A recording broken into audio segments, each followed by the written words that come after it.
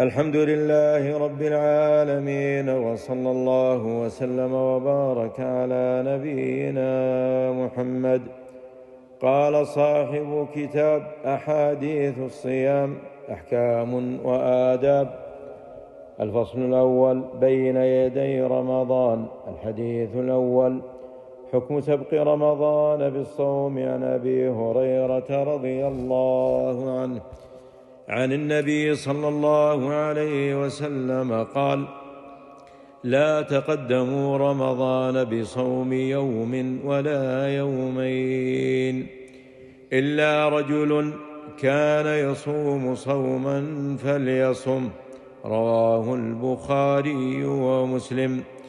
الحديث دليل على أنه يحرم الصيام قبل ثبوت دخول رمضان بأن يصوم يوما أو يومين من غير عادة بقصد الاحتياط لرمضان، لأن الصوم عبادة محدودة بوقت معين، وهو رؤية الهلال، فالصيام قبل ذلك من تعدي حدود الله تعالى، وهو ذريعة إلى الزيادة في العبادة. قال الترمذي بعد الحديث: العمل على هذا عند أهل العلم. كرهوا أن يتعجل الرجل بصيام قبل دخول شهر رمضان لمعنى رمضان. ويستفاد من الحديث النهي عن صوم يوم الشك، لأن النهي عن تقدم رمضان بالصوم نهي عن الصوم قبل ثبوته، وسيأتي ذلك إن شاء الله. أما من كان له عادة بصوم يوم معين كيوم الاثنين أو الخميس، أو صوم يوم وفطر يوم، فيصادف ذلك قبل رمضان بيوم أو يومين، فلا بأس بذلك لزوال المحذور. وكذلك من يصوم واجبا كصوم نذر أو كفارة أو قضاء رمضان السابق، فكل هذا جائز، لأن ذلك ليس من استقبال رمضان. فإن قيل بالجواب عن حديث عمران بن حسين رضي الله عنهما أن النبي صلى الله عليه وسلم قال لرجل: هل صمت من سرر هذا الشهر أي شعبان؟ قال: لا. فقال رسول الله صلى الله عليه وسلم: فإذا أفطرت من رمضان فصم يومين مكانه، فإن المراد بسرر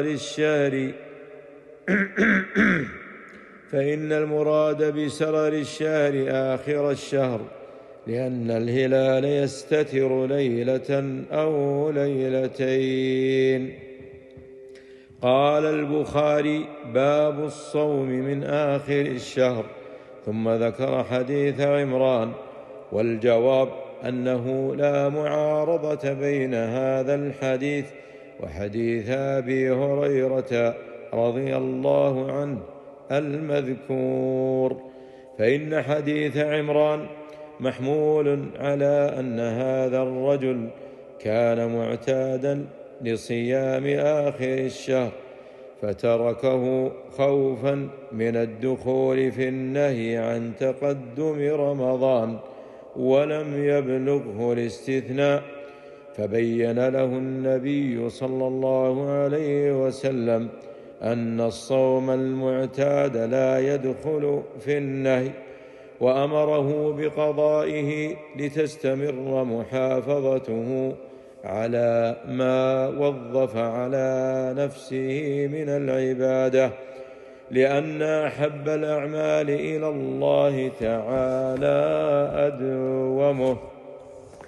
وأما حديث أبي هريرة رضي الله عنه أن رسول الله صلى الله عليه وسلم قال: إذا انتصف شعبان فلا تصوموا، وفي رواية: فلا يصومن أحد، وفي رواية: إذا كان النصف من شعبان فأمسكوا عن الصيام حتى يكون رمضان.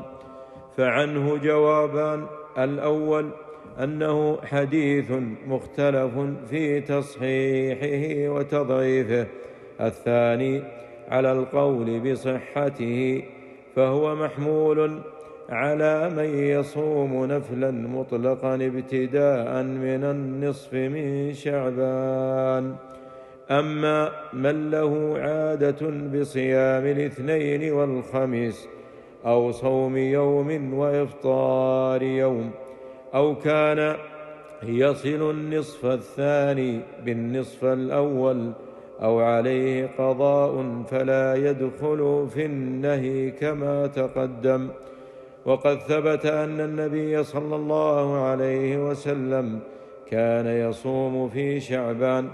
وقد سئلت عائشة رضي الله عنها عن صيام رسول الله صلى الله عليه وسلم فقالت: كان يصوم شعبان حتى يصله برمضان.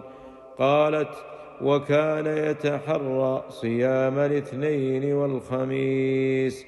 فهذا لا يعارض حديث أبي هريرة رضي الله عنه، لأن صيامه صلى الله عليه وسلم شعبان كان عبادة له، فيكون داخلا في المستثنى في حديث أبي هريرة: إلا رجل كان يصوم صوما فليصم.